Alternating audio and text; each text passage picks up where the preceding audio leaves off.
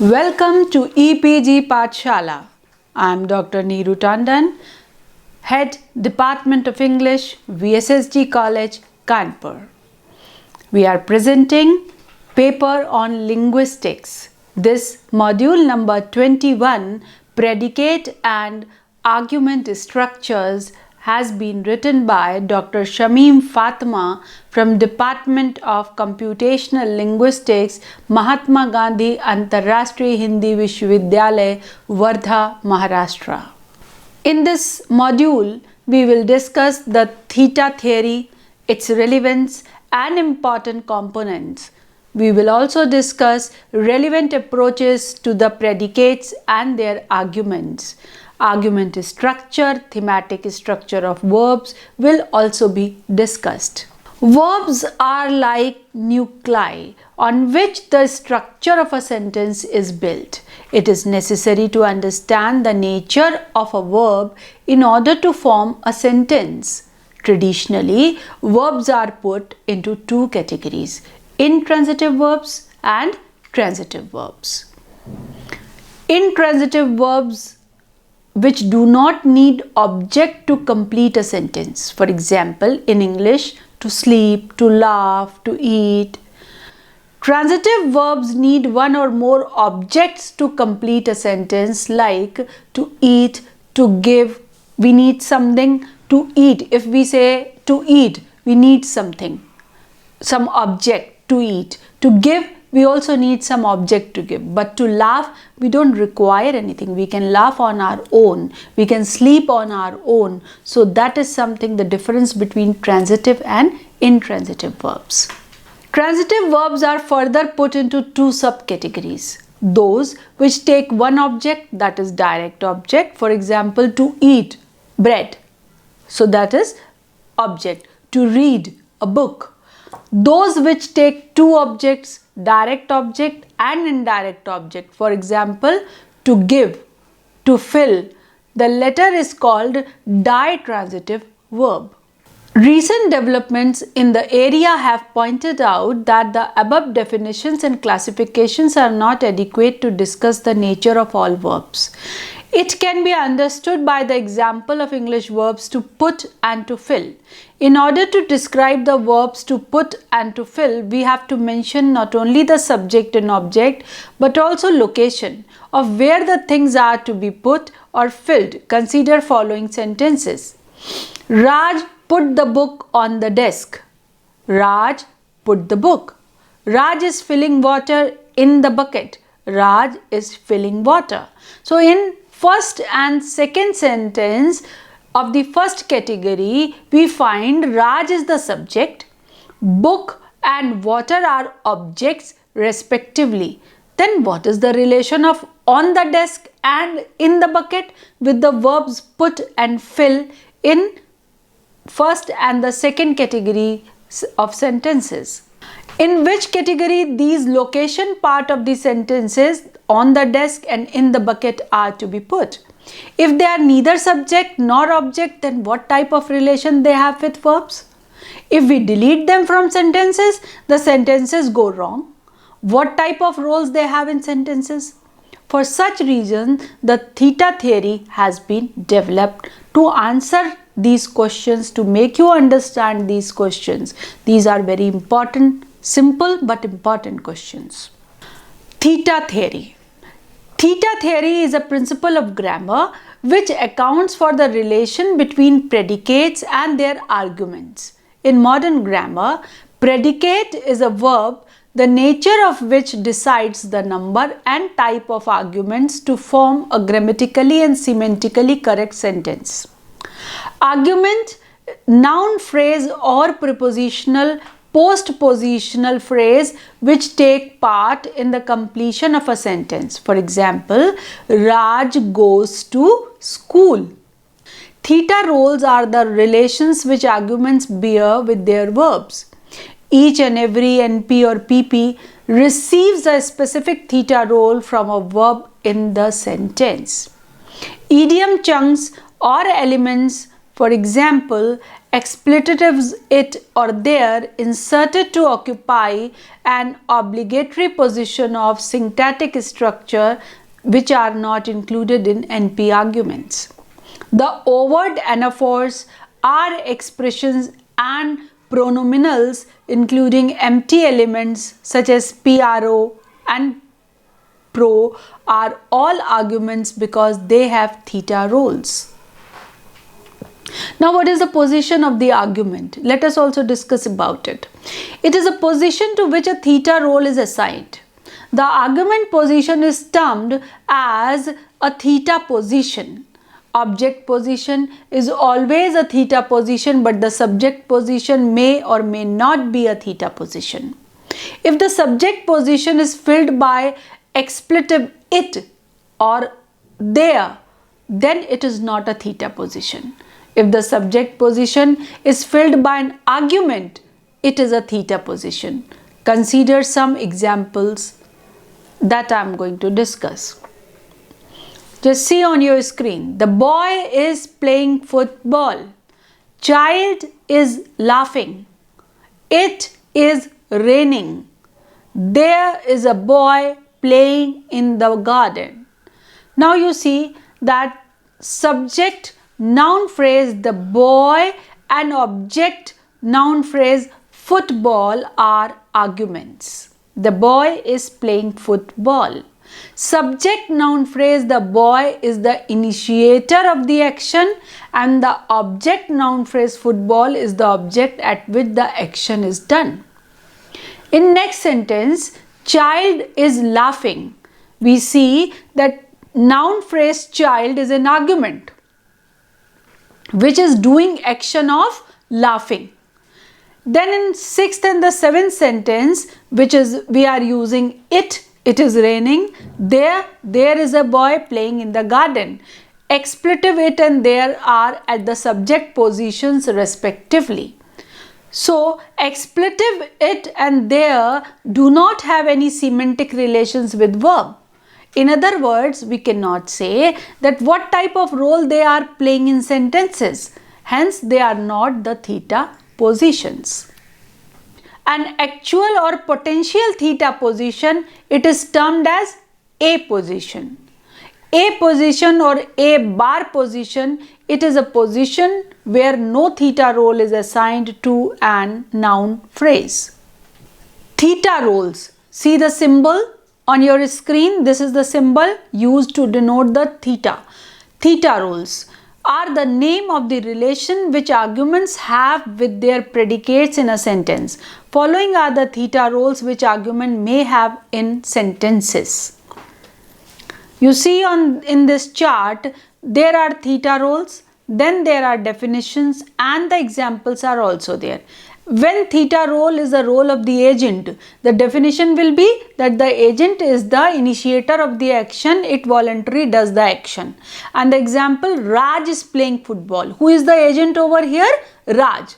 Raj is the initiator of the action. Now, patient, living entity that is the target of the action. In other words, the individual that is affected by an action is the patient. So, the boy hits Raj. Who is being hit?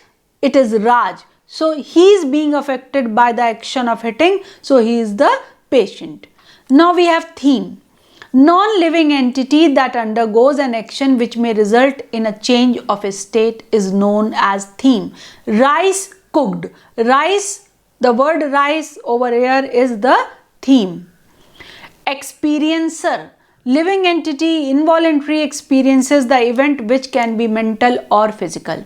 The child is sneezing. We find the experiencer over here. Then we have goal, towards which an individual or an entity moves. The boy is going to the market. Now that is the goal and the boy is just and moving towards that and that is market, so it is goal. So these are the theta roles. Now we have some more theta roles like source, location, instrument, recipient or beneficiary. When we say source, the train is coming from Delhi. So the source is from Delhi. the location, the boy is sleeping in the room, the place where action takes place. So where is boy sleeping? In the room. This is location. Again, that is theta role. Then instrument, the boy is cutting fruits with knife. With knife. This knife is the instrument by which the action of cutting is taking place. So that is again the theta role. And then the recipient, the boy gave a book to Raj. Raj over here is a recipient or a beneficiary who received the book given by the boy. So again, that he is playing the role of a theta role. Now theta roles are assigned by the lexical properties of the head which govern them. In a sentence, verb is the head which determines the number and nature of arguments and assigns them a specific theta role. The head and its argument must be in local relationship for the assignment of the theta role, as the government theory says that A governs B if A C commands B and there is no barrier for B C command by A.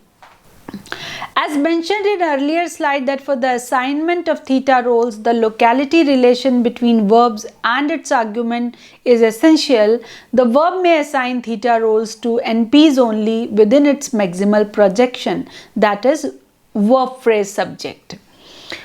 It may or may not be a theta position. It depends on the lexical choices.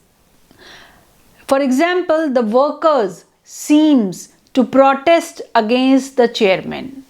It seems that the workers will protest against the chairman. There are two different types of subjects in front of you, sentences. So the first sentence is a complex sentence which has two verbs, seem and protest. The subject of the verb protest is the workers. When it moves to the subject position of seem, it cannot be assigned any theta role by it. However, it forms a chain with the trace it has left behind in the subject position of the verb protest. Thereby, it has the same theta role as trace, namely the agent. In the second sentence, the workers, the subject of the embedded clause, is assigned the agent theta role by protest, as the subject of the main clause is in a non-theta position in the second sentence and it is occupied by the expletive it. According to the hypothesis of verb phrase internal subject hypothesis, the subject originates in and after the assignment of theta roles, it moves to spec IP position to fulfill another requirement, that is for taking the case. Now this diagram shows the boy brought sweets from the shop. Now what is the position of which word is shown through this diagram? Now what is the theta criteria? One of the important components of theta theory is the theta criteria. It puts constraint on the assignment of the theta roles to the arguments.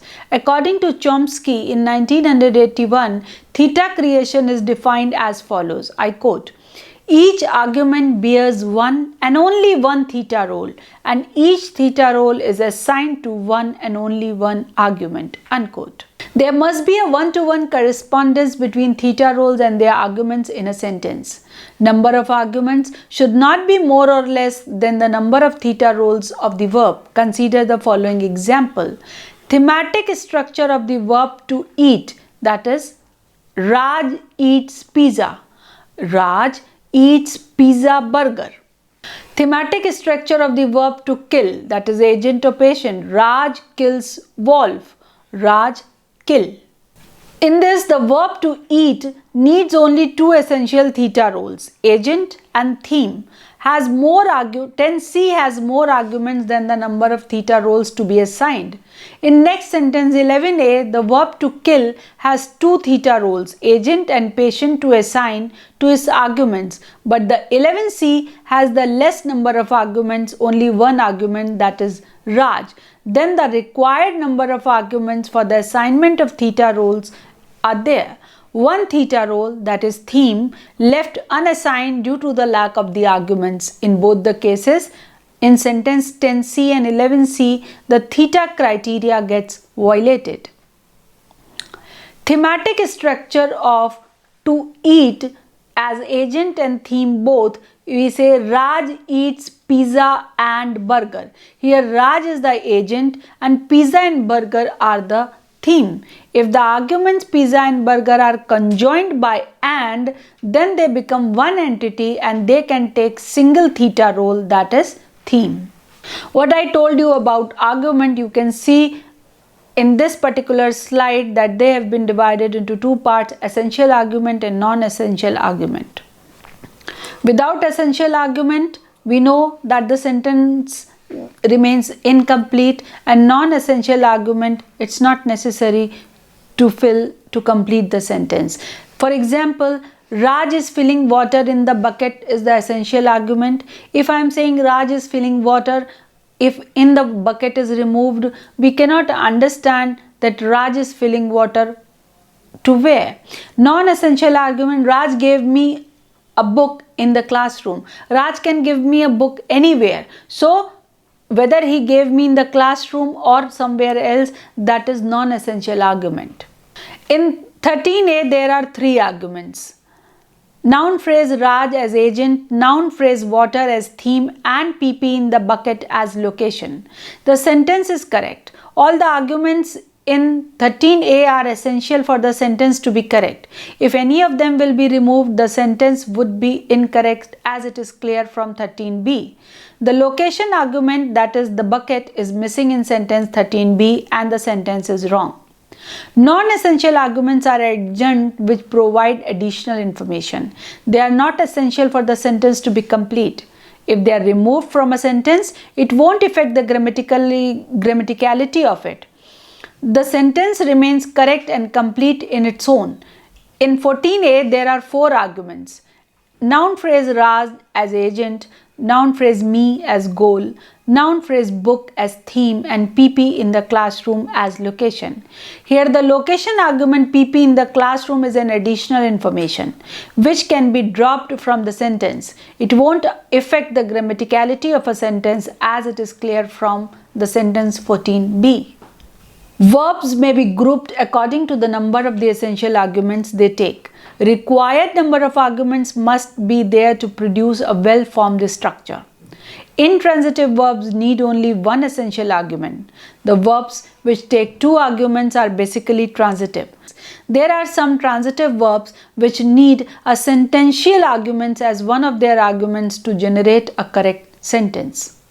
Now you see in this chart that there are verbs which need one essential argument. Examples are given: to sleep, to laugh, to run, to fell.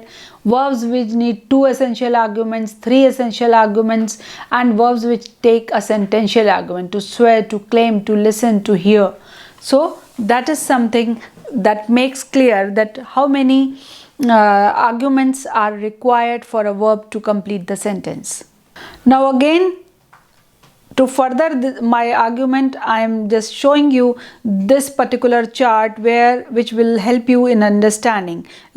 Which I'll just give you the fourth example which take a sentential argument, that is agent and theme, agent, theme and experiencer. I promise that I will come. I advise you to go to Delhi. Here we have a sentential argument. We have a agent, theme, and experiencer both.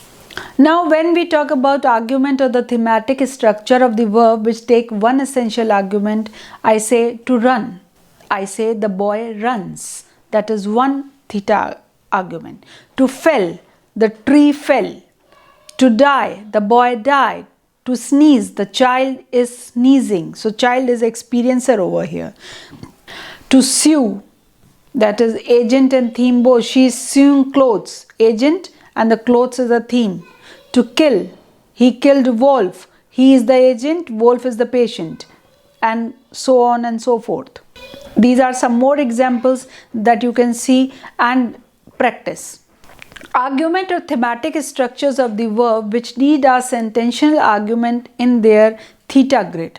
There are verbs which take a sentential argument in their theta grid. Such verbs are further classified in two categories. Number one, the verbs which need two arguments, that is agent and theme, and the verbs which need three arguments, that is agent, theme and experiencer.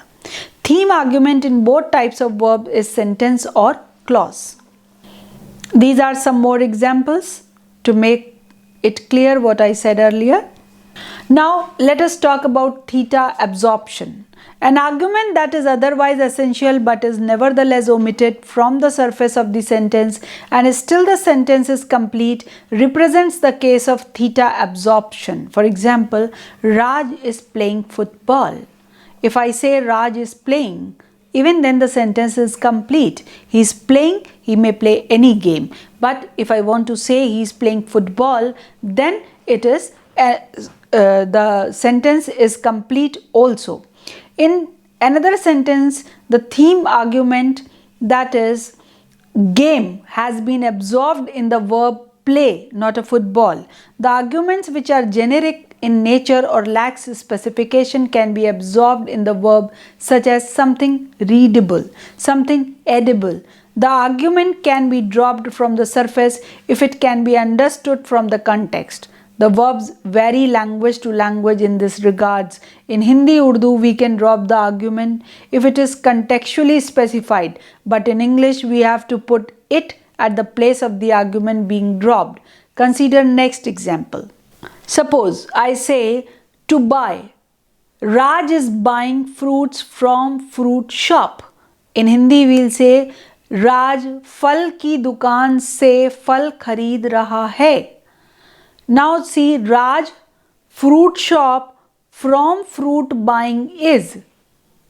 Raj is buying fruits. Raj फल खरीद रहा है. Raj is buying. Raj खरीद रहा है. So in the first sentence, what we did, the sentence has all the three arguments: agent, Raj, theme, fruit, फल, and source, fruit shop. फल की दुकान से. The construction of both English and Urdu and Hindi are correct. Sentences have two arguments: agent Raj and theme fruit. Raj फल खरीद रहा है. The source argument has been dropped in both the construction of English and Hindi and the sentences are correct.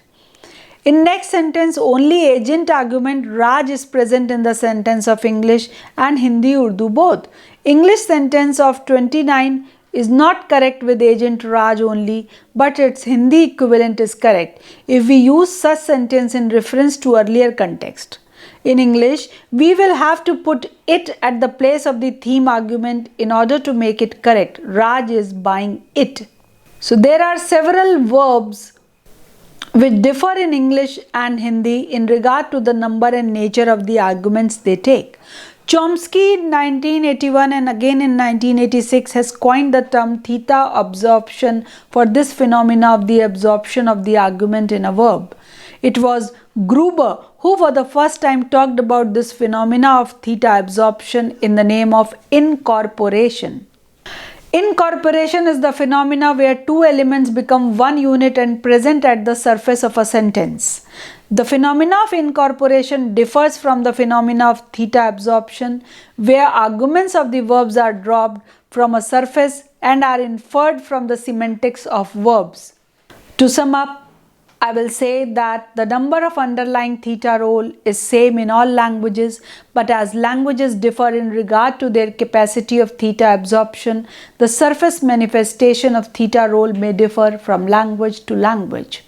And it can better be understood that whenever we just put any sentence, so we can understand whether the receiver is important or not, whether the source is important or not, whether the position is important or not, whether we can drop it or not. All these things will be clear to you once you will go through this theta theory accordingly, and you will enjoy writing sentences and reading sentences. Enjoy your linguistic paper, and thank you for visiting EPG Pathshala.